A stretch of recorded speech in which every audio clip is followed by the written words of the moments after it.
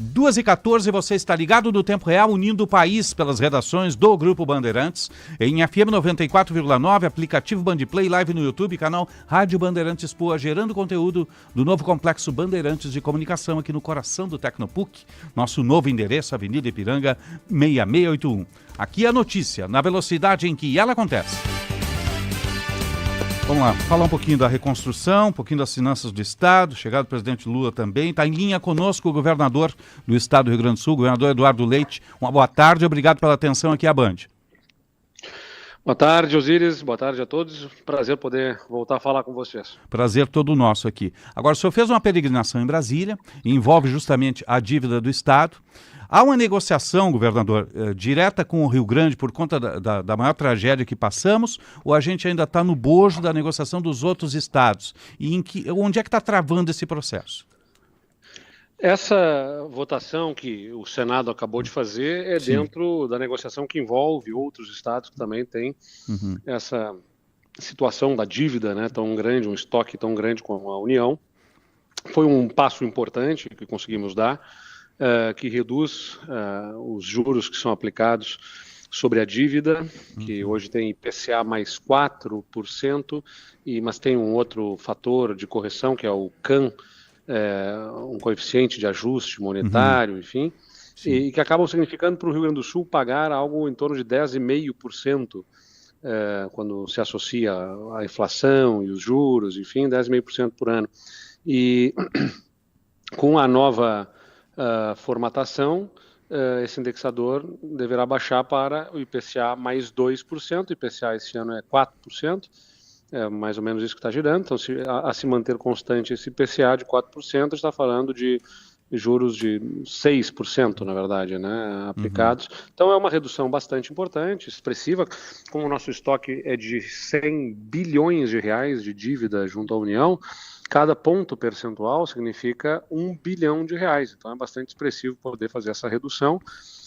Vai abrir um espaço no horizonte, no orçamento do Estado, e é até importante lembrar, Osíris, não é nem para uma solução para o meu governo, isso é uma solução estrutural para o futuro, até porque durante o meu mandato nós estamos com a dívida, o pagamento da dívida suspenso à União, a gente paga para um fundo que é dedicado à reconstrução do Rio Grande do Sul, que nós administramos aqui, então a gente já tem esse benefício pela calamidade e vamos continuar lutando, não é uma luta fácil. Pois eu ia dizer, o senhor está satisfeito com essa negociação ou ela poderia ser melhor? O que seria melhor do que isso, no caso? Olha, além do perdão, obviamente, da dívida, né? Claro, bom, resolver a dívida não é demais pedir isso, porque outras regiões do Brasil recebem tantos outros benefícios e vantagens, incentivos, enfim, que não são alcançados para nós. Então, o que eu tenho insistido é nisso. Olha, se não vão nos dar o que dão para outras regiões, então parem de tirar o que é nosso, nos deixem viver com a nossa capacidade de geração de receita a partir da nossa geração de riquezas aqui. Na negociação que nós estávamos encaminhando, né, com o Congresso, lá no Senado, o relatório, inclusive, original do senador Davi Alcolumbre, previa a redução para IPCA mais 1%. Mas, na última hora, em plenário, por pressão de estados do Nordeste, especialmente, como este percentual acima da inflação ele vai ser colocado num fundo que será acessado pelos demais estados, pressionaram para que aumentassem o aporte nesse fundo, resultando nesse IPCA mais 2% e não IPCA mais 1%, como nós estávamos encaminhando. São, né, as dores da nossa convivência federativa, né, em que o Senado você tem uma maioria de senadores de Norte e Nordeste. Essa é a realidade que se impõe nas negociações políticas, então não estou plenamente satisfeito. Não estou plenamente satisfeito, mas registro que é um avanço importante. Não vou desconsiderar que demos um passo importante. Senador Davi Alcolumbre, senador Rodrigo Pacheco foram muito importantes liderando esse processo, né? A gente vai ter uma redução importante e substancial, mas entendemos que precisa mais. O Estado não tem mais nenhum ativo para colocar, né, nesta mesa de negociação? Tecnicamente tem, mas não estamos dispostos a colocar, né? Por exemplo, o Banrisul, na verdade, que é um... Mas seria só o Banrisul, no caso, então? Tecnicamente temos a CRM, a Companhia Rio Sim, Grandense de Mineração também, né?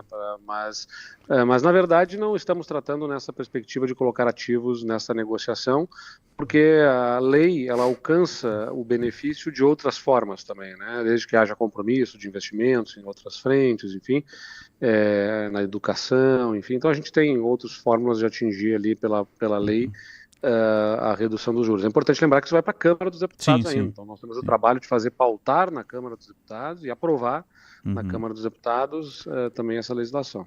Agora, governador Eduardo Leite, eu percebi uma mudança no tom do seu discurso, já lá anteriormente na posse da Fiergs, depois no movimento SOS Agro, no chamado Tratoraço, né? No Canal Livre também, e o tom subiu para a cobrança em cima do governo federal, em função aqui da reconstrução, mas o que motivou literalmente isso? Há um desajuste, digamos assim, na comunicação com o governo federal? Olha, Osiris, eu quero deixar muito claro, antes de qualquer coisa, de que as críticas, as demandas, jamais se expressam da minha parte adjetivando, né, as figuras. Você não terá ouvido da minha boca falar que o presidente isso, que o presidente aquilo, que o ministro qualquer coisa, enfim, né? Porque não se trata para mim de ficar fazendo julgamentos e análises e adjetivando as figuras políticas. O que me importa como governador do Rio Grande do Sul é tratar sobre os problemas e as soluções que estão sendo endereçados para os nossos problemas, e quando essas soluções elas não se expressam na vida real, poder fazer a crítica que ajude a melhorar esse negócio. A gente tem se manifestado, eu manifestei e tudo que faço de manifestação pública, manifestei antes em reuniões privadas também. Então, me sinto com a condição de falar publicamente daquilo que já privadamente, em reuniões de trabalho, expressei. Por exemplo, o tema, você trouxe aqui o tema da dívida, que foi o que eu falei lá na Fiergs, e até ressalto aqui a manifestação que fiz na Fiergs sobre a dívida, quando eu digo parem de tirar o que é nosso, né, o do nosso Estado, não é uma crítica a este governo simplesmente federal, porque isso vem de muitos governos, né? A fórmula de cobrança da dívida é histórico, né? A falta de alcance, né, de alcançar ao Estado do Rio Grande do Sul medidas para incentivos a desenvolvimento, como são alcançados ao Nordeste, ao Norte, ao Centro-Oeste, com fundos constitucionais e incentivos tributários para ajudar a desenvolver aquelas regiões, nada disso é alcançado ao Rio Grande do Sul. Isso é histórico, então não é sobre este governo, não é o presidente Lula e os seus ministros, é o governo federal, a União, né, que tem dado um tratamento ao Rio Grande do Sul que não é leal do ponto de vista federativo, porque talvez não tenham a real compreensão dos problemas e dos desafios que o nosso Estado tem já antes da calamidade, e na calamidade talvez não tenham compreendido o quanto que isso torna ainda mais dramática e difícil a nossa situação aqui para superar problemas históricos que o Estado... Eu digo que é antes da calamidade porque a gente tem um problema demográfico, né? Uma questão demográfica de um envelhecimento da população, a gente tem desafios outros, estiagens antes das chuvas e das enchentes que têm afetado a nossa produtividade. Então, parece que isso não é percebido por Brasília, que olha para a região sul, achando que aqui tudo já está resolvido, que está tudo bem, que o olhar deve se debruçar sobre outras regiões. E a gente tem clamado aqui, gritado, olhem para nós temos um desafio grande aqui e a União não está suficientemente atenta a isso. No que se refere à ação na calamidade, o que nos gera especial assim, contrariedade é que os anúncios são muito efusivos e muito assim, né, propagandeados, mas depois, vamos dizer assim, nas entrelinhas, né, ou nas linhas lá baixas, as pequenininhas, aquelas lá embaixo, tantas condições são impostas que os recursos não são acessados, né, as entregas não são feitas. É o caso do programa de manutenção de emprego e renda. Poxa, lutamos muito para que tivesse um programa de manutenção de emprego e renda. Sempre destacamos que o ideal seria usar o mesmo programa da pandemia, que era mais fácil, mais simples. Claro. Eles resolveram criar um programa novo, demoraram para criar um programa novo, depois demoraram para regulamentar, e quando regulamentaram com uma série de condicionantes que fizeram com que o recurso não fosse acessado. O resultado numa das vindas do presidente Lula ao Rio Grande do Sul, anunciou 1,2 bilhão, acabou sendo acessado pouco mais de 100 milhões. E não é porque não precisa, as empresas precisavam desse recurso.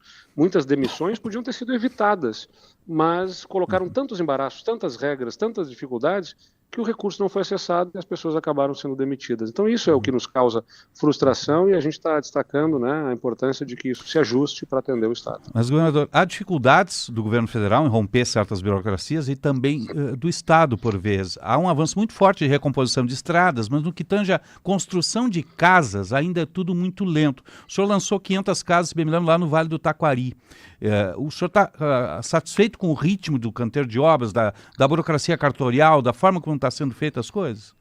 Não estou satisfeito. Eu sou gestor público aqui há 20 anos, desde que eu entrei na vida pública, candidatando pela primeira vez a vereador, depois sendo secretário municipal, presidente da Câmara, prefeito e agora governador no segundo mandato. E eu conheço por dentro que a máquina pública tem assim amarras burocráticas que são insuportáveis, assim, nos causam extrema indignação, né?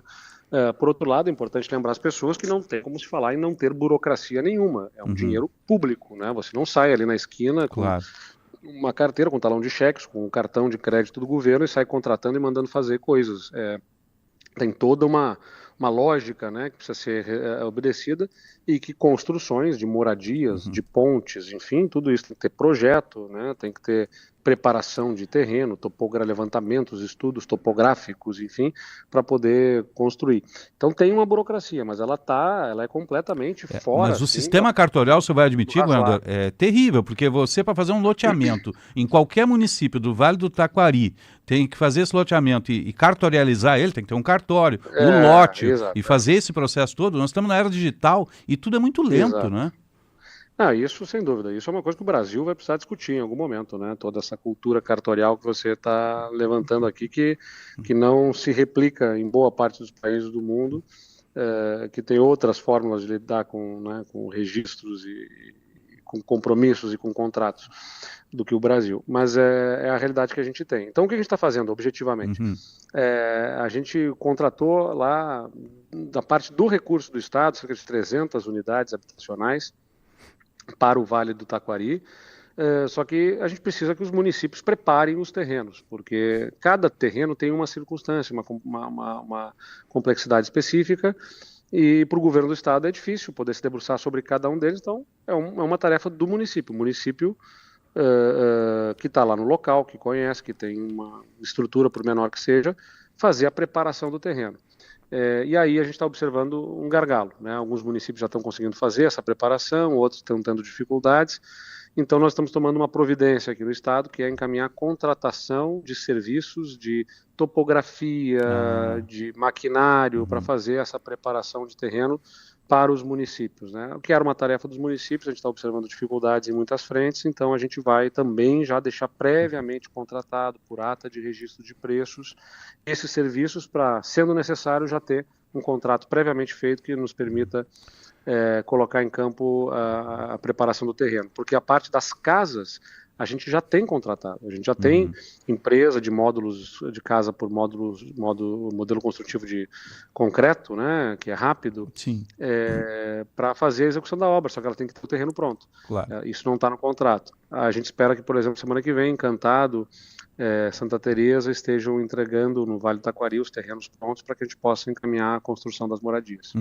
Agora, o senhor falou em incentivo à indústria, a indústria está precisando, a média e a pequena sobretudo, que foram dizimadas nessas regiões todas, e o senhor vai alterar o Fundopem, vai ser feita alguma modelagem específica? Sim, nós anunciamos ainda ontem na reunião do nosso Conselho do Plano Rio Grande.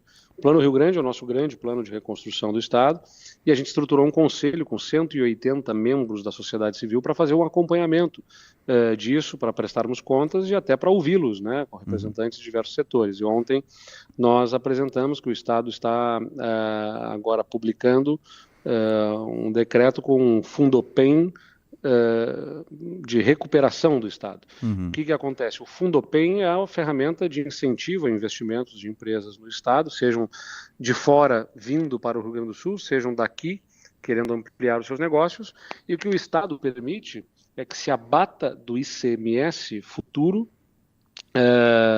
parte do investimento, ou até o investimento total, que foi feito pela empresa. Então, é uma forma de incentivo, porque aquilo que ele investir, ele desconta do ICMS a ser pago para o Estado futuramente. Só que essas empresas, né, elas vão ter que reconstruir. Então, isso não havia previsão dentro do Fundopem. Então, nós estamos colocando a previsão de considerar justamente a empresa com base zero, né, mesmo que ela não tenha perdido todo o faturamento, né? Enfim, a gente considera como base zero, significa que o investimento que ela fizer, ela vai poder aproveitar totalmente também no desconto do ICMS futuro. Isso inclui compra de maquinário, governador? Compra de maquinários e investimentos para poder restabelecer a empresa. Aliás, também temos financiamentos, né, subsidiados pelo Estado. Nós criamos um Pronamp gaúcho, que é uma ferramenta também de financiamento junto ao Banrisul, que já atendeu mais de 2.000 empresas aí ao longo das últimas semanas, financiando com juros totalmente subsidiados pelo governo essas compras de equipamentos e obras que tenham que fazer. Sim. Está completando 100 dias dessa tragédia. Amanhã o presidente Lula vai estar aqui em agenda no Estado. O que o senhor pretende conversar com ele, governador? Trazer a ele aquilo que eu tenho falado publicamente, né? Olha, as escolhas que foram feitas, né, em determinados programas acabaram gerando níveis de burocracia que geram frustração na população.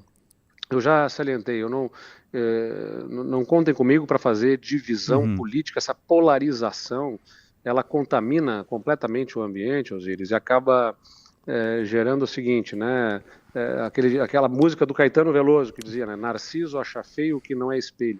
Cada um dos polos, cada um dos campos políticos, se não tiver integralmente com eles, eles não gostam. Né? Se não estiver aplaudindo e elogiando, eles não gostam. Então, os dois campos, tanto na direita quanto na esquerda. Causa fissuras na democracia nisso, né? E o meu papel aqui como governador, olha, eu acho que o presidente tem boa intenção, quer atender o Rio Grande do Sul, genuinamente tem interesse para que o Estado se recupere rapidamente, para poder o Brasil ir bem também, mas os caminhos que têm sido escolhidos, eles têm sido caminhos complexos demais, né? Por alguma decisão, não sei, não vou saber te dizer a motivação, se é política, se é tecnicamente uma visão completamente diferente do que nós temos, mas as escolhas que fizeram, né, nos programas acabaram gerando dificuldades técnicas que têm sido aí demonstradas. Cerca de 25% das operações de crédito dos financiamentos que foram apresentados que foram feitos. 10% do programa de manutenção do emprego e renda que foi acessado. Então, a gente precisa, né, falar sobre isso para tentar desembaraçar e ajudar com que os recursos efetivamente cheguem. Eu acredito que seja a vontade do presidente, é a minha, então a gente tem que achar o caminho para isso. Com certeza. Agora, o Estado levou um baque muito forte na sua arrecadação, por melhor que ela tenha recuperado aí nos últimos dias. O senhor não corre o risco de, ali adiante, ter que rever a questão da alíquota do ICMS? Não, isso não será recolocado ao debate, Osíris, porque já se exauriu esse debate. A cada escolha corresponde uma renúncia, eu tenho sempre dito isso. A gente já debateu suficientemente o tema do ICMS. Nós somos o governo que reduziu o imposto aqui no Estado. A gente pegou alíquotas majoradas de 18% na alíquota de ICMS básica para 30%. Vamos lembrar disso, né? Quando eu assumi o governo lá em 2019, a alíquota sobre energia, combustível e comunicação era 30%. Acho que era a maior do país, né, na época. Eu acho que talvez Rio de Janeiro fosse um pouco maior ali, porque eles têm mais umas contribuições, algumas chamadas ali que chegavam a 31% ou 32%. Mas nós reduzimos ao longo do mandato passado, a partir das reformas, para 25%. Depois fomos forçados e voltamos a praticar a alíquota de 17%. Mas depois fomos forçados a reduzir aquela de 25% para 17%. Então a alíquota sobre combustível, energia e comunicação, que era 30% quando a gente entrou, baixou para os 17%. No caso da gasolina, uma alíquota diferente que passou a ser a de REN. É um valor nominal que hoje está girando em torno de 20%, 21% da alíquota sobre o combustível. Mas então nós reduzimos tudo isso. Só que com essa redução forçada que foi feita pela uma decisão federal, nós trouxemos ao debate da sociedade gaúcha, olha, precisamos fazer um pequeno ajuste. Nem de longe vamos voltar a viver aquelas alíquotas de 25%, que o Estado já vivenciou, menos ainda aquelas de 30%, mas um pequeno ajuste considerávamos necessário para que o Estado pudesse pagar todos os seus compromissos, manter uma máquina pública saudável, com equipes técnicas, né, com servidores remunerados da forma adequada e ter capacidade de investimento. Mas a sociedade, né, se manifestou, se mobilizou, a Assembleia, embora não tenha votado, deu a sua demonstração de que não deseja avançar nisso, então, para mim, está exaurido esse debate. Naturalmente, se a gente não tem esses recursos, a gente tem que fazer mais escolhas na Pois é, administração eu ia chegar. pública. Onde é que o senhor vai buscar isso além do corte de incentivos, né? Não, vai ser um pouco em tudo, na verdade é isso, né? Não é só na forma de receita, é na forma de investimentos que poderiam ser maiores, que não vão ser tão expressivos, né? Reposição de servidores que poderia ser maior, que não vai ser, talvez, do tamanho que deveria ser, né? Tem uma demanda toda na segurança pública para repor os servidores, contratar novos servidores, enfim, por exemplo, assim como tem nas áreas técnicas, em várias frentes de governo, e nós vamos ter que lidar com o orçamento que a gente tem. Fizemos agora uma reformulação de carreiras de servidores, de reajuste para as forças de segurança, porque consideramos que é muito importante. Os servidores são essenciais no cumprimento do papel do Estado. Não é uma opção ao Estado simplesmente não remunerar o servidor adequadamente e esperar que os resultados aconteçam. Até ouvi lideranças empresariais eventualmente dizendo, olha, não pode dar reajuste para o servidor, tem que pegar esse dinheiro e colocar em construção de casas. Sim, mas as casas não se constroem sozinhas. Preciso fazer projeto, tem que ter licenciamento. Tem que ter engenheiro, tem que ter... Né? Tem que ter engenheiro, tem que ter quem conduz o processo licitatório, né? Tem que ter uma série de coisas, a gente vai precisar de gente. Então, enfim, a gente vai lidar com o recurso, com o orçamento que a gente tem disponível. E agora temos aí também a novidade com essa readequação da forma de pagamento da dívida, né, que vai reduzir os juros da dívida. A gente também vai ter um alívio aí pela frente nos nossos compromissos que vão ajudar a gente a poder manter saúde financeira e capacidade de investimento. Nesse cenário, os concursos de brigada, Polícia Civil, a reposição de efetivos, isso está mantido ainda? Nós vamos manter, né? Naturalmente, o que a gente observa é o seguinte, a demanda é muito maior do que a nossa capacidade de atendimento. Então, nós deveremos encaminhar, sim, né, com novos concursos para as forças de segurança, como também vamos encaminhar concursos para outras áreas do serviço público, né, desde analistas, né, e assistentes em diversas áreas, técnicas, engenheiros, como a gente estava conversando aqui, enfim, fiscais aqui e ali.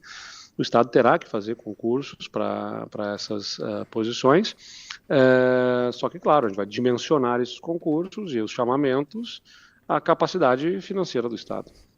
Sim. Não lhe faz falta no governo hoje um departamento de estatística, governador, como existia a FEE antigamente e acabou sendo extinta? Não, na verdade existe, não mais na forma de uma fundação. Sim, como era ela a foi FEE. absorvida, né? Ela foi absorvida e existe o Departamento de Economia e Estatística, que tem valiosos pesquisadores na nossa Secretaria de Planejamento, e que é uma estrutura que a gente pretende também reforçar. Aliás, nós buscamos valorizar dentro da estrutura da administração pública, nessa reestruturação das carreiras, essa carreira de pesquisador. Na pandemia, eles foram essenciais na formatação de cada uma das políticas públicas que a gente faz aqui.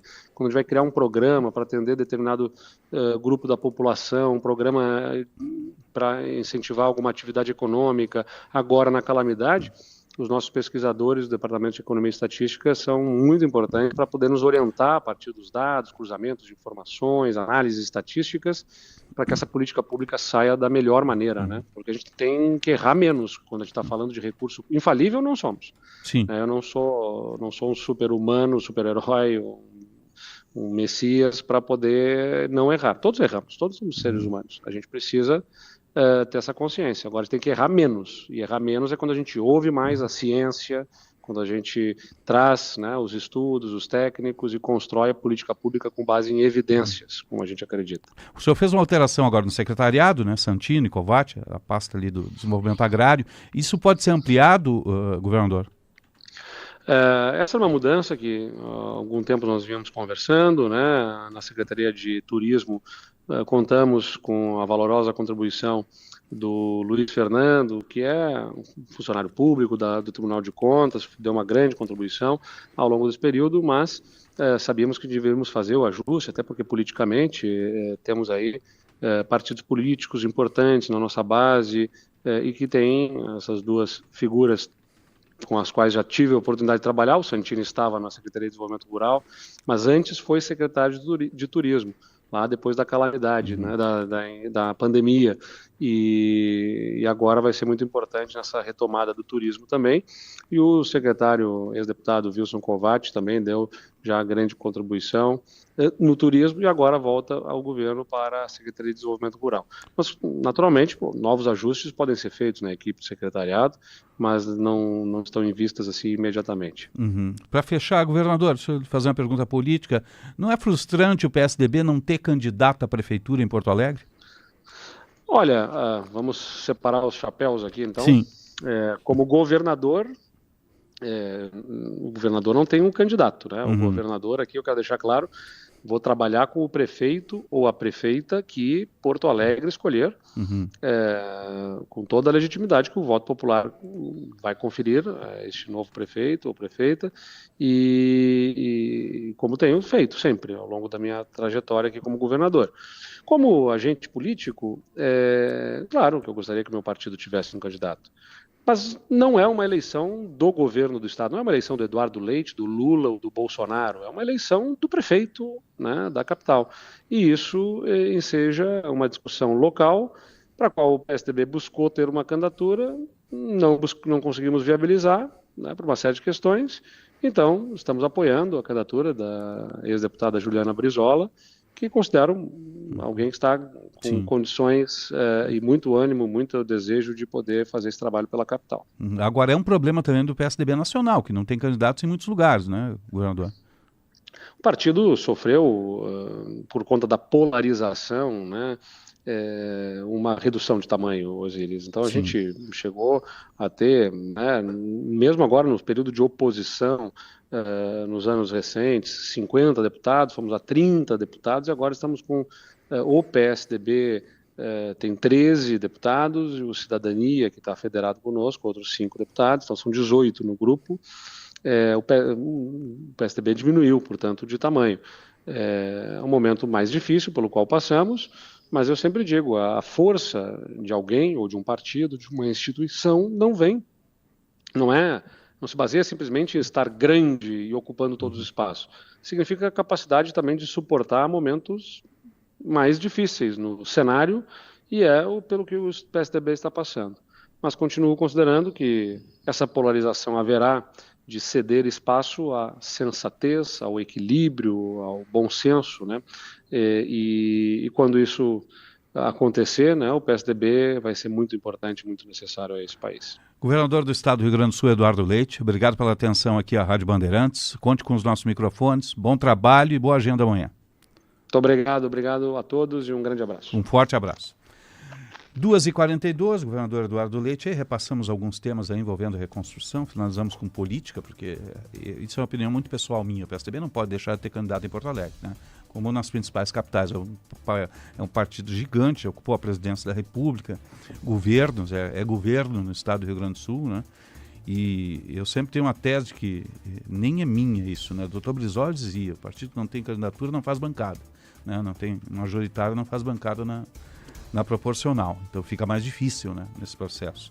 Mas o governador tem razão, essa polarização acaba atacando principalmente os partidos mais tradicionais que têm história. O PSDB é um partido gigante que não pode ser medido só por uma bancada, né? Tem que ser medido pela sua história, de Montoro, de Covas, Fernando Henrique e tantos outros, né, que passaram. 2h43.